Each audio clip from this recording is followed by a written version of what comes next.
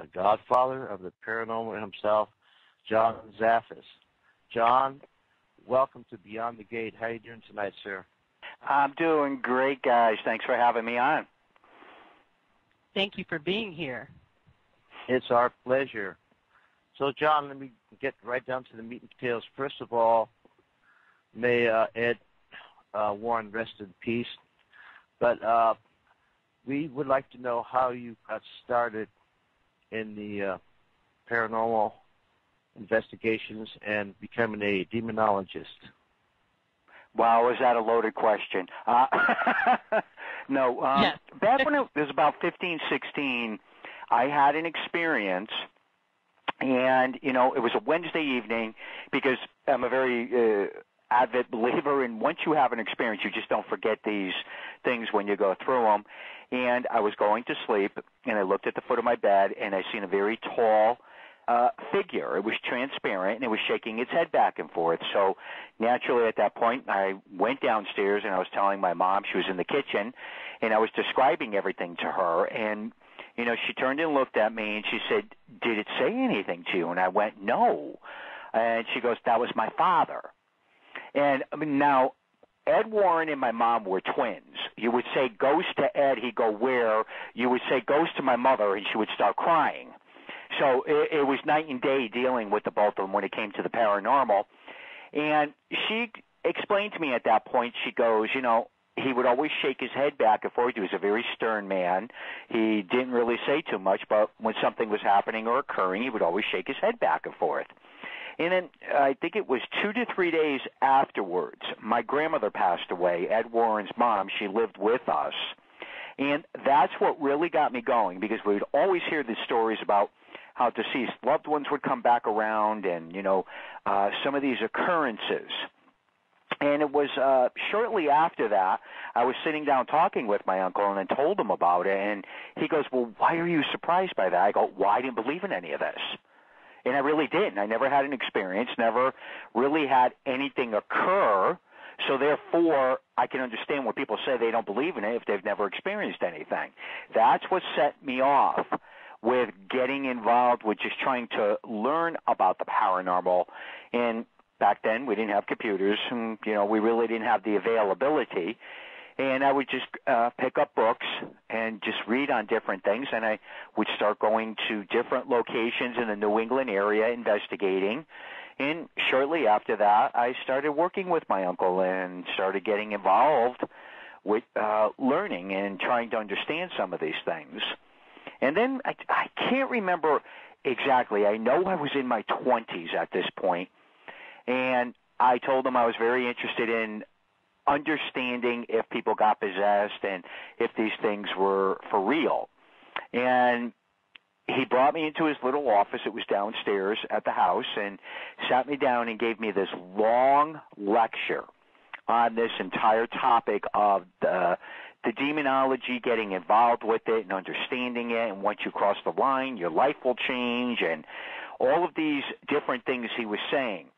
And as I was sitting there, I looked at him and laughed, because I got a wicked sense of humor. I laugh at just about everything that ever occurs. And, you know, he leaned forward and he looked right at me and he goes, "Well, I am concerned and I am worried. You are my blood." And he goes, "They will try to target you." And at the same time he was saying that, a breeze came right through the entire room. And I remember just sitting there as that occurred, and then he just sat back and he looked around and he ended the conversation.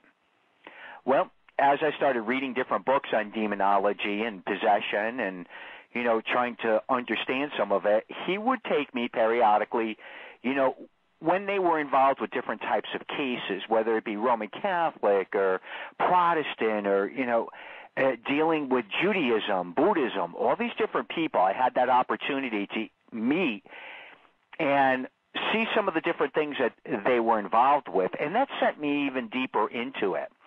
And the reason why it did was because then it fascinated me even more, because I was like, wow, all these spiritual people, you know, do clearings and bindings and different types of prayers and things. It fascinated me. And it really got me to that point where I really started digging in at that point and learning as much as I could to comprehend and understand these things. But it's one thing reading about it and hearing about it in comparison to witnessing what people go through and the circumstances that tie in with so many different things. That's why it's an important element in the paranormal field when you hear people throw out that word demonology. It's an important factor that you learn to understand the different religions, the different methods, and the different people that practice things. I've worked with shamans, medicine men, pagan, Wiccan. My whole thing is, and I try to convey this the best that I can, is that I'm a paranormal investigator. And demonology is one facet of what I'm interested in. I'm not interested in going out there and, determining or saying which is a correct religion, which isn't. That's not what it's all about. It's about understanding so much that occurs and so much that happens with different people out there. And just because somebody might be Buddhist or somebody might be Jewish, that's not what I'm about. It's learning to understand the methodology, the different things that are done in religions to be able to help people. Because at the end of the day, to me, that's what it's all about. I agree. Oh, sorry, David. You bring up a really good point, Johnny. You said it's not about the different religions. Now, when you go to do an investigation, and are there different rituals and different things that you need to do for different types of religions? Oh, absolutely. Okay. Me per se, no, because I'm Roman Catholic. I'm a practicing Roman Catholic. But, again, I'm a paranormal researcher. And, what a person practices or what their belief system is, that's not important to me. What's important is understanding the methodology of what their belief system is, because that's what I feel we should follow through. Not my religion. I'm not one to go out there and start Bible thumping. I'm the farthest person from that. But, it's learning that and working with so many of the different belief systems out there. I'm very intrigued, even to this day. I mean, I get together, occasionally when dealing with somebody, dealing with the old rabbis or your old shamans. These people have so much wisdom and so much knowledge, and some of the information that they share, or, priest, anybody. I love to sit and just talk to people that have been involved with the paranormal field and the things they've experienced or different things and the way they look at things to be able to help people. So, again, the key factor is when evaluating, and if you do need to bring somebody in on a spiritual level, is that it's important to find out what the individual's belief systems are and, what you're going to do to be able to move forward. Okay, thank you. Yes, and a point well made, because the dark side doesn't really recognize the fact of whether somebody is religious or not, one religion or another, or an atheist or whatever. If they're going to attack somebody, they're going to attack them. It doesn't matter if they open themselves up to it. So it's good, though, to have different people around the world that grew up with different traditions and all. They all seem to have a commonality to, when it comes to the dark side, there's something that they can do through a higher power and a certain ritual. Now, when I was younger, I knew what I was experiencing, and then I was told that, by other people, not my family, that ghosts don't exist and this and that.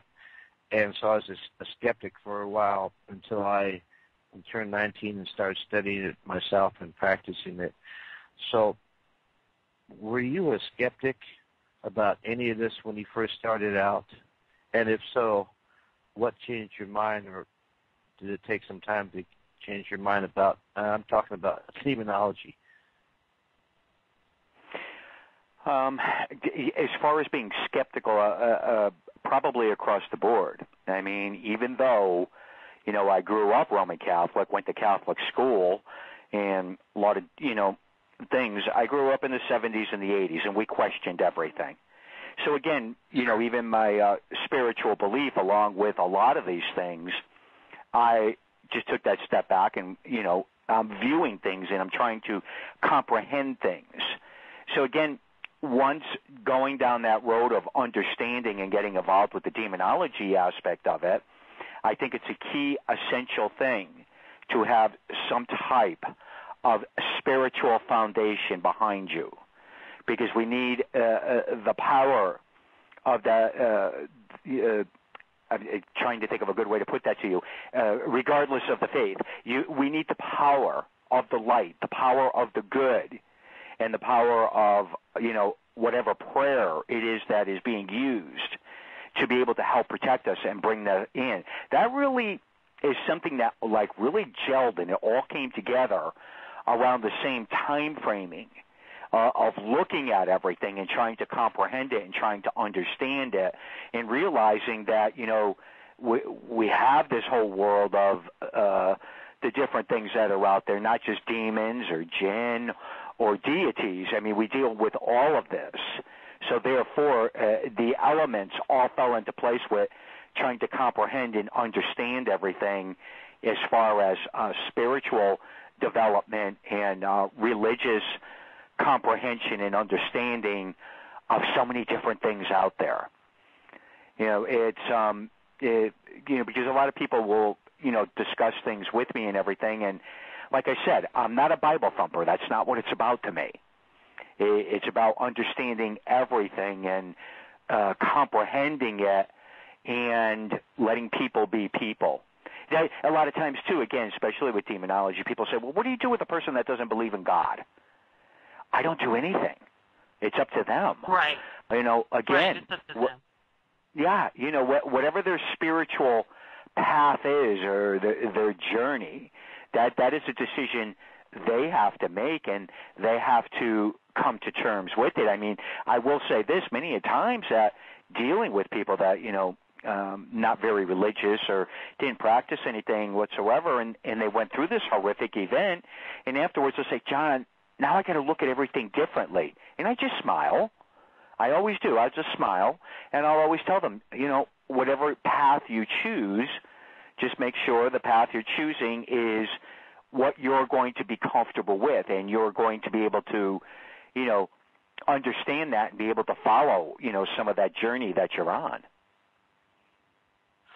Agreed. The goal, hopefully, of most people is to, want to have positive life and experiences and stay positive. We're always fighting against the other. It's kind of like a natural yin and yang of things, light and dark, good and bad, and we can't have one without the other. But if we choose the right and grow from it, then we're do good, and we're pretty much be safe as long as we use our head and stay positive, no matter what religion we have.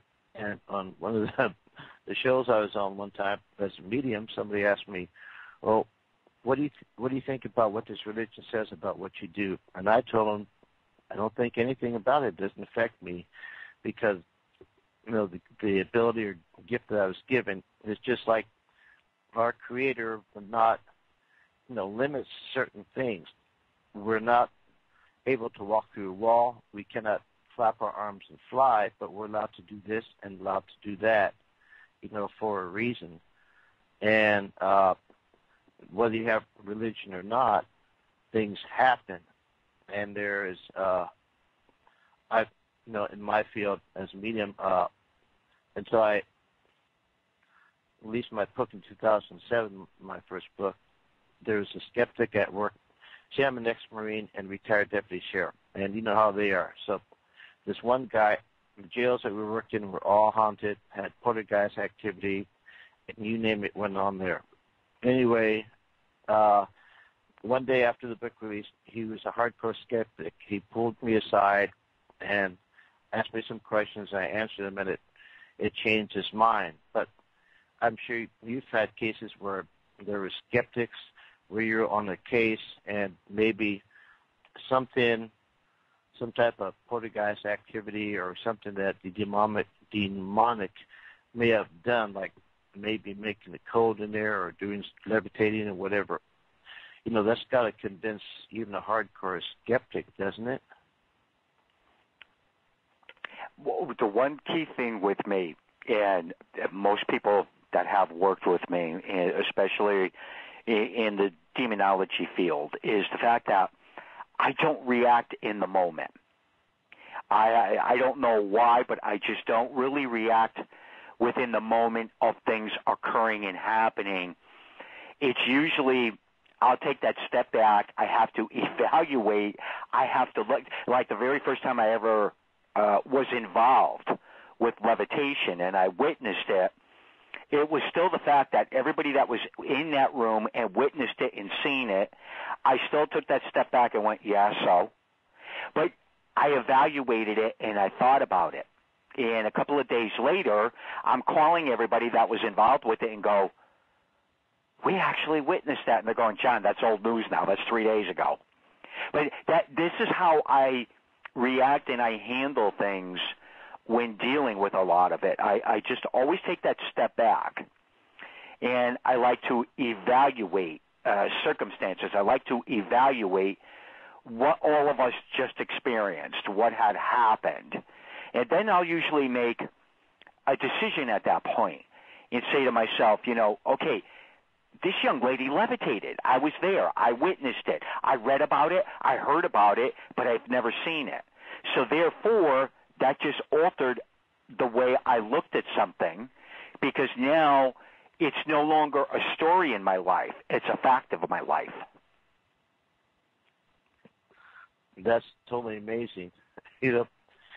I, as a medium, I don't deal on the dark side, even though I've had a few involuntary encounters a few times, and I've seen levitations of objects and different things. Of course, not big, but small. But go about, and I know it's probably a custom team per whatever situation is, but what is a typical team made up of, and do you bring certain equipment? If somebody says there's something nefarious going on in their home, in other words, something that's very troublesome for them, is there a way you decide how to comprise a certain team, like mediums or not, camera equipment, researchers, interviewers? How do you go about that, or is it different each time? It's different each time. A lot of times it's the availability of individuals. I mean, everybody works, and it's a difficult type of situation a lot of times when you're doing investigations. And, a lot of times, certain individuals just can't make it, and other people will go. But again, I look at it from the fact that when I am going to investigate, there's a lot I do beforehand. There's several telephone conversations. I like to talk to people that are involved with things, that have possibly witnessed things, because you could call me up and tell me anything you want to call me. It doesn't necessarily mean I'm going to, believe that telephone conversation you're having with me. Anybody could tell you a story. Right. And especially today, you got to be more careful due to all our TV shows out there. So I look at that from probably a very guarded perspective before I even start to go down the road of something being spiritual, unless I'm dealing with, some of my spiritual friends out there, whether, it be clergy or, psychics or mediums or shamans. I look at that totally differently, because the majority of them are already well aware of what is happening, and their evaluations are very important to me, because I take that very much into consideration when determining what I need to do or what I'm going to try to do to be able to help that circumstances. So it varies. It's all over the way. Anybody in my team, 20 plus people, will tell you, you never know what John's going to do, and you never know how I'm going to react to something or not react to it, because I never make a quick call judgment unless I already, know or we're witnessing something phenomenal that's taking place while we're there investigating, then I'll look at that differently. But otherwise, the majority of the time, I take my time before I start getting into anything spiritual on an investigation. That makes a total sense. Very logical approach, and why not? Because you probably get numerous contacts, every year. Now, you did a show, The Haunted Collector, and I was really impressed that you can actually even go down to the deepest depths of a huge property and find something that's, like how do they find it, and that's the cause and solve the problem. I get calls from mediums that get in trouble, which I'll mention later, because they weren't properly trained about everything, and they have stuff following them home and hurting them. But I get calls from a lady who called me and said to her, there's all kinds of stuff happening in her house and to her husband and all. And after the interview, I found out that he collects World War II Nazi memorabilia, and there was a dagger they took off a dead German that the husband believed that actually was used to kill somebody with. And since he brought that home, all kinds of things have been happening. So after a couple of calls with her, I advised him to, get rid of it and get another one or something else, and I don't know. Let me ask you about that. So do you think, in your experience, I know you don't know about this specific case, but does that sound familiar to you in any way? Do you get any calls like that? Absolutely, continuously. And I don't know. That case sounds awful familiar to me. But anyhow, when we deal with this, it's a key factor, and people will always say to me, well, gee, John, all your cases are about items. Yes, the show's called Haunted Collector. So therefore, we're going to pick those cases, that the people are telling us, we brought items in, or we think it might have something to do with this item, or, there's a lot of groundwork that goes in determining which cases you're going to use for a particular show. But anyhow, digging in is a key factor with me, and I would even drive them crazy on the TV show, because we would be focusing in on one room where they would say a lot of the activity was going on. I go, this room, or we're going over here. And, in the beginning, it was met with a lot of hostility because the camera crews have to pick up and move and everything. But after a while, they just gave in, and they go, just follow him wherever he goes, because that seems to be where the most stuff ends up occurring. And then I just start poking around and start looking and seeing, okay, is there a possibility with this or a possibility with that? Unfortunately, in a TV show, so much gets edited out. They have to do what they have to do. Yeah. And I would say to them, geez, I wish we could have left this in or left that in, and people would have gotten a better understanding of the episodes. Determining and how you do different things, but unfortunately, Hollywood just doesn't go the way we hope it would go and follow us when we do the episodes. No matter what paranormal show you're watching, it's just the way it goes. There's only 22 minutes per episode, and that's the way it goes. But again, a lot of times evaluating a particular item or trying to figure out, not only do you have people with you, you're hoping that they can use their psychometry skills, and that's the reading of objects and picking up, see if they can sense anything on it. Then sometimes taking the equipment, putting that near it to see if you're going to pick up on any energy or anything that might be attached to it. So I have always done this. I've done it before, Haunted Collector even came about with items. So it's not an unusual to me, and I was hoping by doing the TV show we would have brought a new understanding, to haunted items, and people would have had a better understanding of it.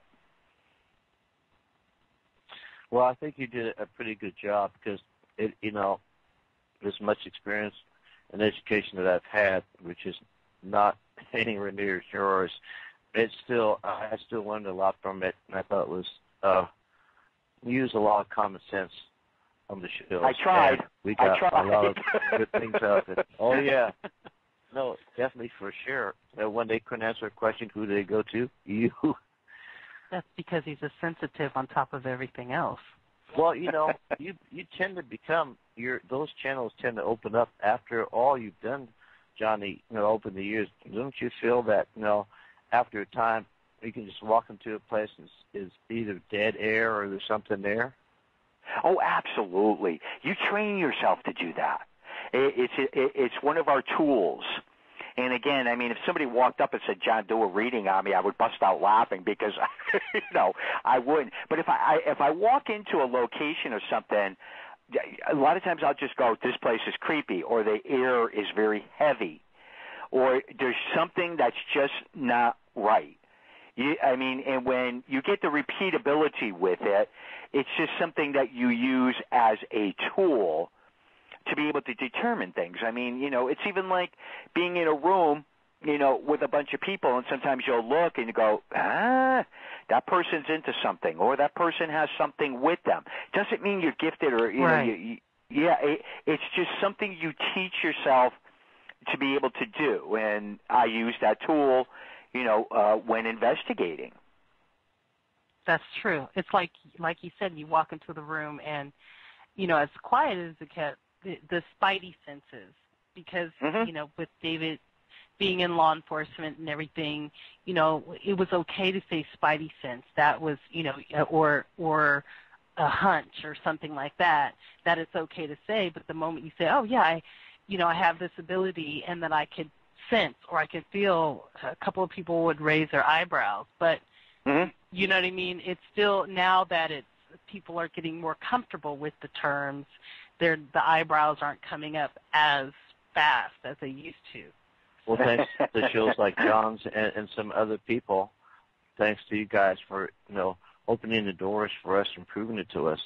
Law enforcement, I argue with them sometimes, and I say, well, what do you mean if this doesn't exist? You just said you use your gut feeling because you knew that the suspect was there. That's right, gut feeling, that's right. Things that, somebody asked me, and I said, if you walk in the barn that it's empty and you're looking around and suddenly you feel like somebody's watching you and you turn around and there's somebody up in the loft staring at you, that energy is going to your aura and it ripples through and touches your nerves, your pineal gland, and automatically they're there. Well, we all have the ability, but I think it's either unused or lies dormant in many people, but it's like going to the gym, the more you use it, the more it opens up. And the sixth sense is authentic, it's natural, it's real. It sure is, ghost spirits, inhuman spirits exist. And I know John knows that because, you proved it to us through all these years and to yourself. Now, people get themselves in trouble in many ways. There's a lot of budding paranormal groups that watch a few shows and read a book and go out and do investigation. And some of them get themselves into trouble, like inviting the spirit in, using a dowsing rod or something, and then they have a nasty spirit follow them home and they're in trouble. They don't know what they did, what they got themselves into. I mean, if somebody is going to form an organization like that, for that study, maybe go on an investigation either out of curiosity or to help somebody, shouldn't they study under a mentor or have some type of education instead of just grabbing stuff and going out there and doing it? Couldn't they get themselves into really nasty trouble by doing that? Well, I think the way the paranormal community is today, I think we're all very well aware of it. I refer to it as the epidemic that we're dealing with today, and it's sad.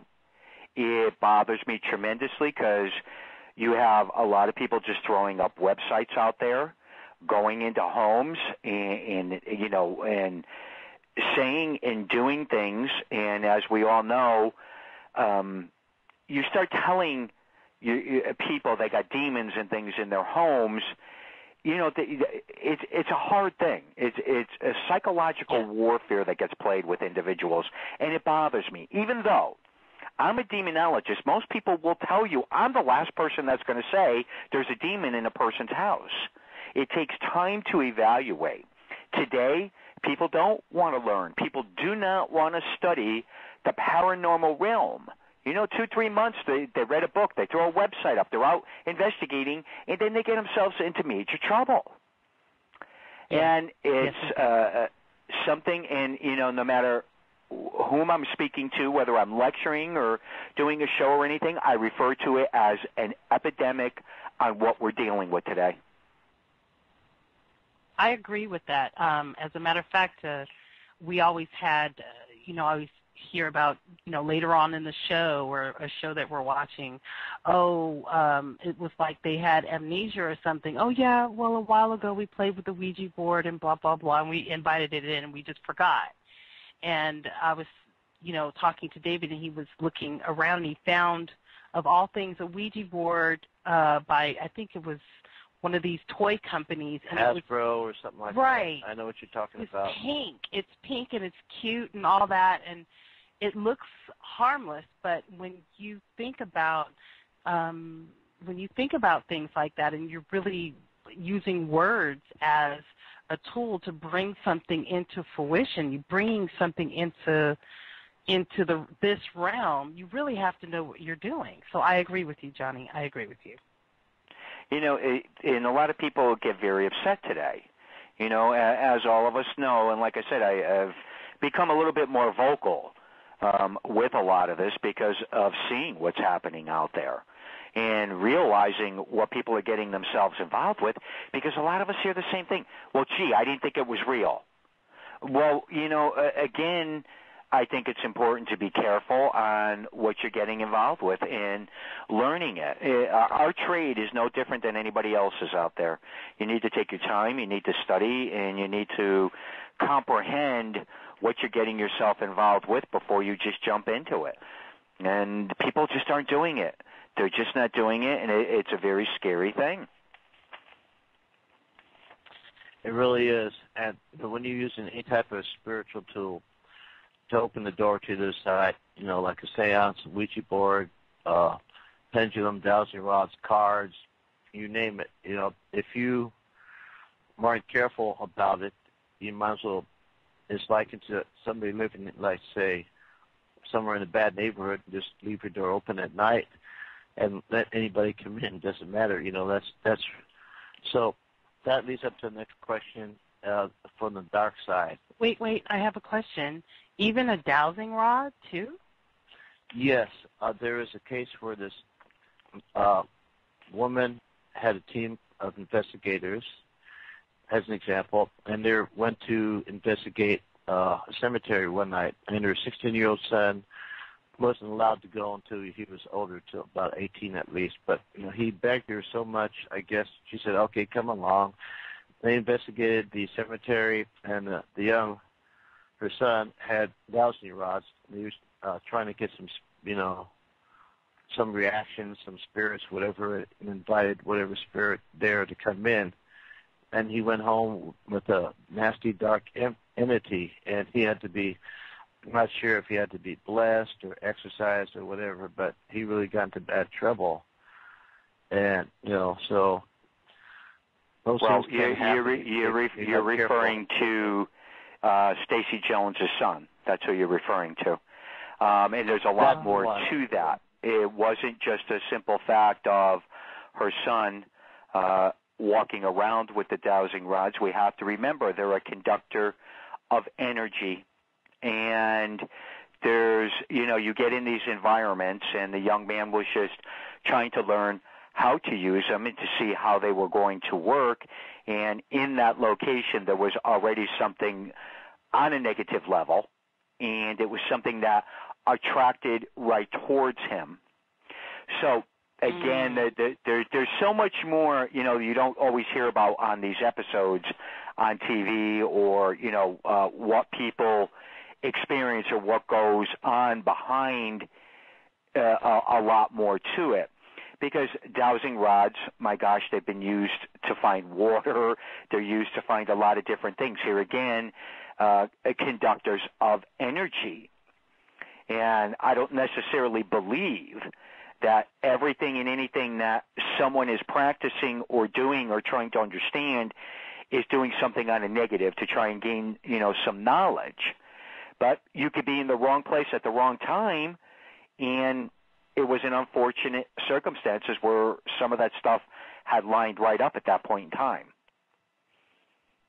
That's what I meant. He innocently didn't know, and he could have been fine on several times until something was lurking in the shadows that was dark that took advantage of it. So I totally agree with you on that point. Was he a teenager? Because, they say teenagers, when they have their, the hormones raging, they do seem to have a little bit of ability, and they kind of attract different things. Well, all of the above. Definitely. Again, in the circumstances, okay. He was reaching that age, and he's a young man. You got the hormones going, and definitely we know, again, with a lot of different circumstances, when whether male or female, going through that stage of life, there is those windows of opportunity where things attract to that type of energy. It's something that's happened for years and years. So, yes, again, he was young. He was at that age and in the wrong place and, again, trying to learn to understand a piece of equipment that's out there in the paranormal realm just happened to trigger, something to go towards him. Wow. Okay, I'm going to mention 3 questions I want to ask. One at a time, briefly touch on it, because, we could spend hours talking about this. Oh, that's true. Sorry.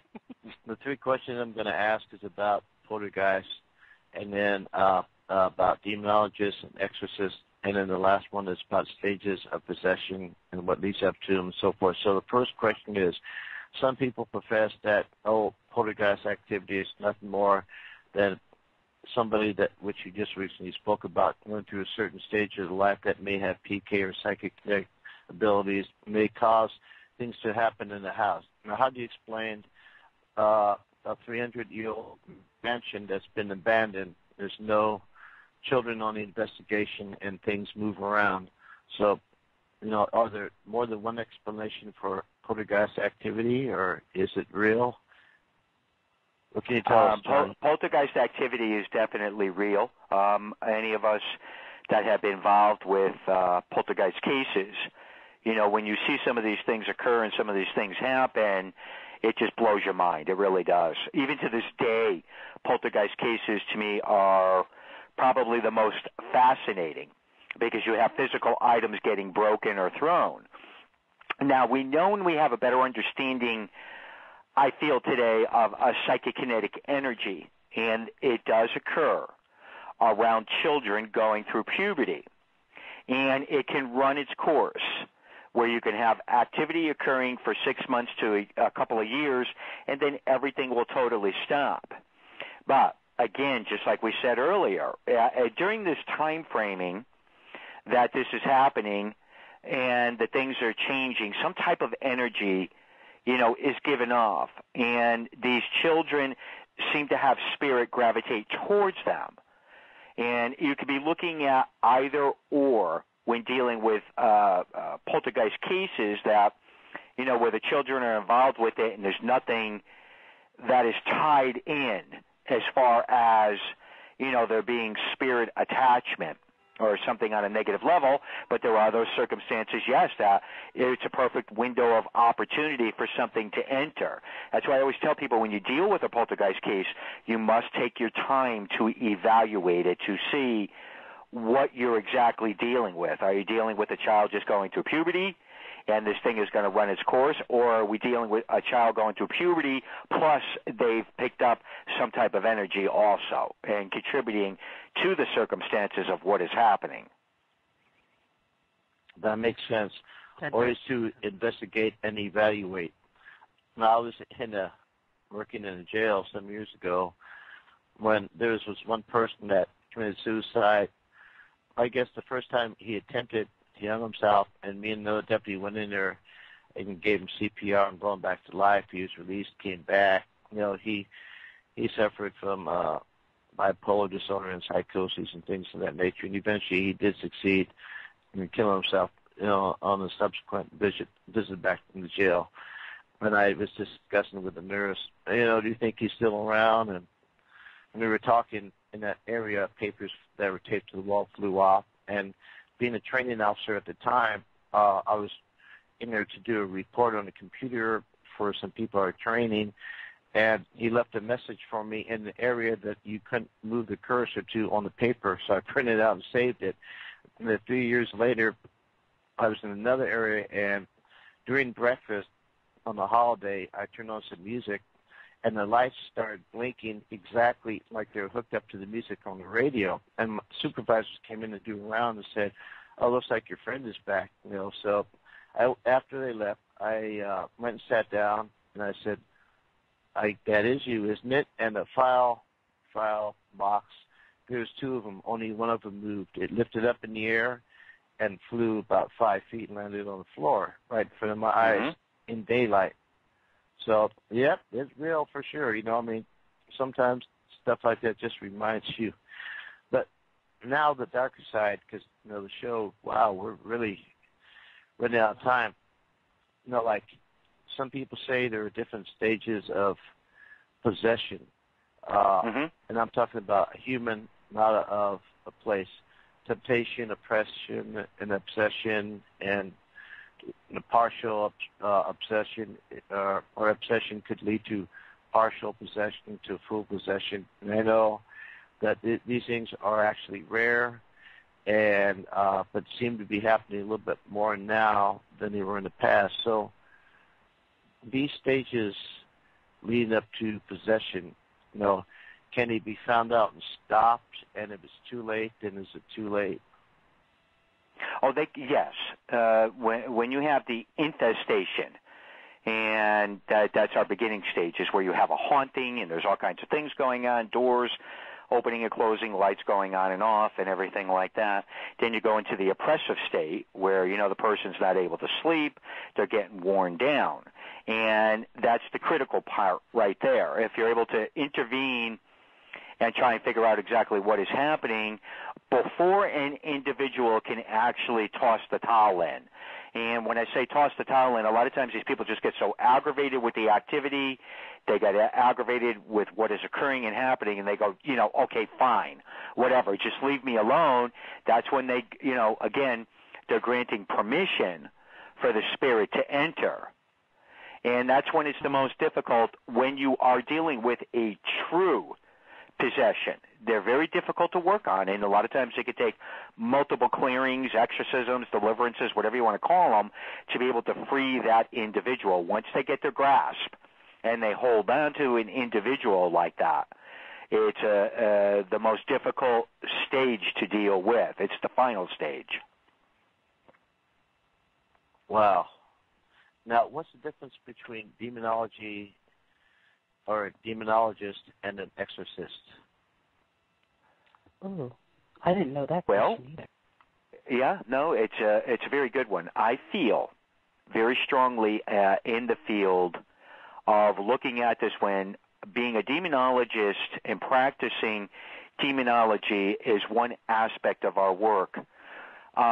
When it comes into the spiritual aspect of this, when a clergy member or spiritual person is going in to perform, any type of rites, these individuals usually put themselves into a very spiritual part of their lives that they're prepared for. They've trained to do it. They've learned what they need to do to be able to perform the job.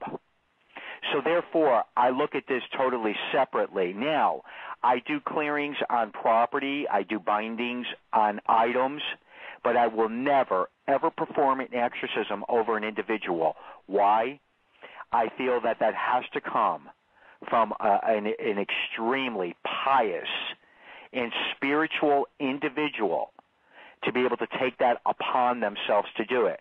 Because your exorcists pay a very high price. Very high. Yes, they do. Yes, they do. Yeah, I mean, I've seen what it's done to people that have done this work over the years and the longevity and the torment and the things that they go through physically and mentally, it's a tough job. It's a very tough job. And I would never, ever put myself in the category of being in that situation that I feel I would ever be qualified to do something like that. Wow. Now, the couple examples I'm going to give really briefly is leading up to another question. One is that we've done events in the past and lectures and all. We've always had mediums stay with us. Every time they come, we hear footfalls in the hallway, objects fly through the air, people walking around their kitchen, and when they leave, it's quiet. Lights flash, whatever. But we had been contacted by this individual who played with a Ouija board by himself at night. And he asked me for help and the wife for help, and, through email, we said no. This is what caused me to put links on my website for people that do this stuff, like you and, Bishop Long and so forth. And because that's just not my calling. I've gotten rid of ghosts and things before, but that's not my calling. I stick to mediumship research and teaching. I don't go, I'm like a doctor. I'm not going to practice pediatrics, ear, eye, nose, and throat, and all that other stuff, specialized, just like you do. So this other medium that's staying with us, Emma, she said yes. And then when she told us about it, because I have a room in the back of my property, I call the intro room where we do readings at. And she told me, I said, oh no, you got to tell, you can't handle this guy. You're not a demonologist or an exorcist. I said, this guy's really deep trouble. Oh no, I've gotten rid of medium spirits from people before. No, you can't do this. Well, it's too late. The guys know this way, so I did what I could to protect my property and took all the other precautions. Didn't want to be involved in it. That's to bring your cell phone with you. There's a problem. Let me know. 10 minutes into the deal, I've done thousands of readings, and I know. She called me. I go run back there, open the door, and they're arguing. She's trying to, do something that's not the way to do it. You're not trained. So anyway, I had to interrupt it. And this guy gets up. He turns all red. He gets really angry. I've never seen that before. It's just rage coming from. Then I can see some funny energy around his face, and his face turned like a different person. And then his eyes, the pupils. I know it just happened so quick. His eyes were solid black. Yeah. Scared the hell out of me.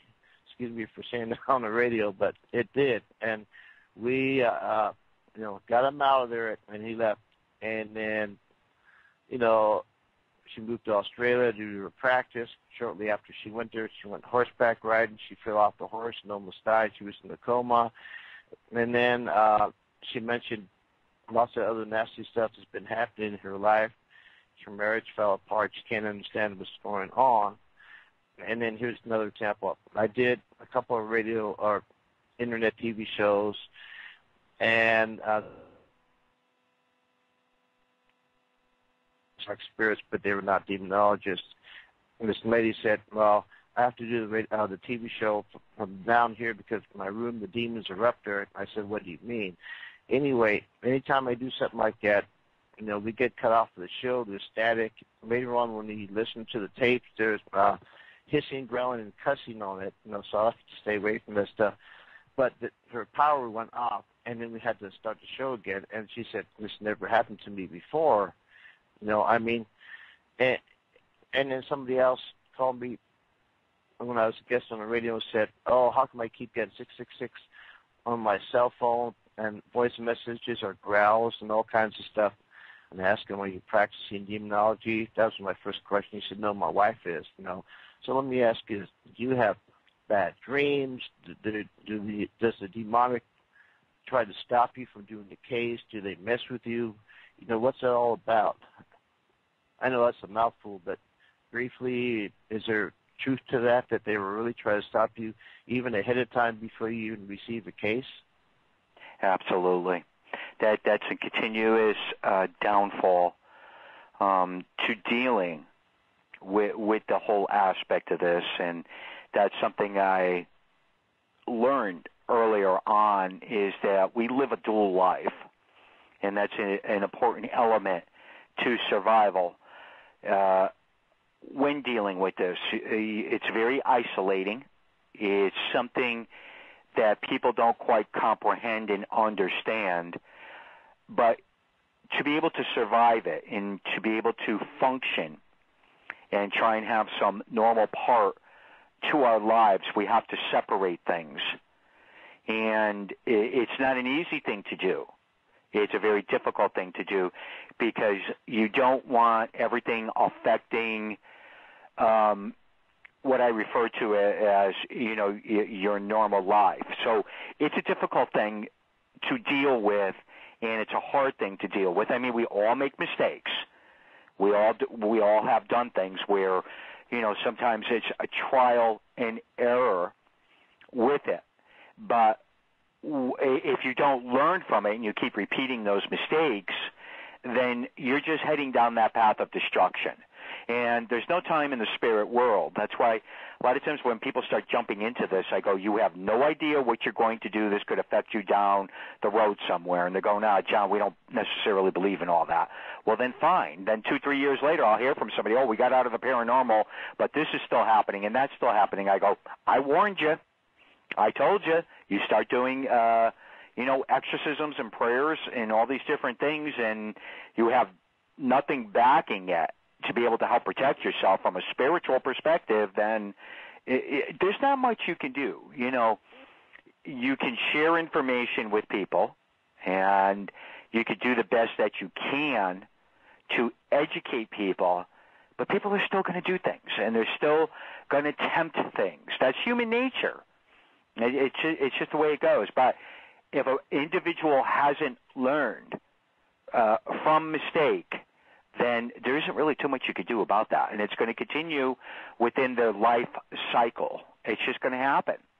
I've seen it happen, and I've seen some very, very good people that, were paranormal investigators, and they just took it that one step too far and ended up destroying their careers. Well, this stuff is real, whether you're an atheist or not. It's real. It's been proven, and the problem is people can't disprove it. It has been proved. John, I wanted to ask you about some amazing experience, but I'm not sure if we're going to have time. So is there any announcements you have to make, about any events or shows, anything that you would like to tell everybody? Oh, gosh. I know. There's several huge conventions I'll be at in 2014, some smaller events, working on still trying to structure a way to get the museum opened to be able to, allow individuals to come in. I'm working on a couple of other new projects for out in the media. I can't really go into too much depth yet on any of it, but we will see what happens with some of that in this year. But just look on the websites or Facebook page or a lot of the different things that are out there, and hopefully if I'm in your area, people will come out to see us. And we will definitely support you on that and come out ourselves. Yes, we will. And as a psychic medium, I'm telling you that this year is going to be good for you, John. The ride has just begun. So, thank you so much for being on the show. Thank you so much for doing what you do. We don't know what we do without you. That's right. Thank you, and God bless you. Well, I thank you very much, sir, and thank the both of you so much. It was a great experience tonight. We got to talk about a few things that I usually don't. Oh, great. Great. That's why we made it your show, John. Thank you very much. Thank you for everything. You guys have a good night. You too. All right. Bye-bye. Good night. Thank you. Good night. Boy, that was an amazing show with amazing guests, Cheryll. What do you think about that? Oh, man. It's a rare privilege to have them on. That's true. I agree with you. I think that a lot of the information that he says, and he made a good point, really understand what you're getting involved into, do the research, make sure that, one thing that I always like what you talk about is making sure that, we do the protection and we do that kind of thing. We didn't get a chance to ask him about what type of protection that he uses, But, like he said, that this is a serious thing. These things really happen, and people need to be careful and protect themselves. And it's not always just the people, but sometimes it's maybe the family. You have to protect yourself you're okay, but what about, your family? Maybe they didn't ask for that, and you need to also protect them as well. So that's just something to think about. I agree. And what he said about knowledge and research and learning makes a great deal of sense. I used to collect coins years ago, and there was a saying in the coin collecting fields, don't go out and buy coins to be burnt. Buy the book before the coin. They used to say that. So what that means is, do your research and contact somebody that's an experienced, known veteran, if possible. Learn from them before you do whatever it is that you want to do. It makes common sense. And you wouldn't go out and start buying stocks if you, came into some money not knowing about, just start buying stocks. So, whatever you do, including that area, you should learn first. And yes, people use, for example, Ouija boards, for a long time. Nothing bad has ever happened to them. But, those people that left their doors unlocked for years, one day found their home burglarized. Well, all it takes is one time, All it takes is one time, exactly. So get your knowledge before you decide to go and do something, especially something dangerous like that. But anyway, thank you to all our listeners. We really appreciate you listening to our show, and we give, again, great thanks to Johnny Zaffis, the Godfather of Paranormal. He's done so much for everybody. Hope you enjoyed the show. Good night to everybody. God bless. Good night, Cheryl. Have a wonderful week, everyone. Thank you. And we'll see you here tomorrow with the Psychic Twins. Good night.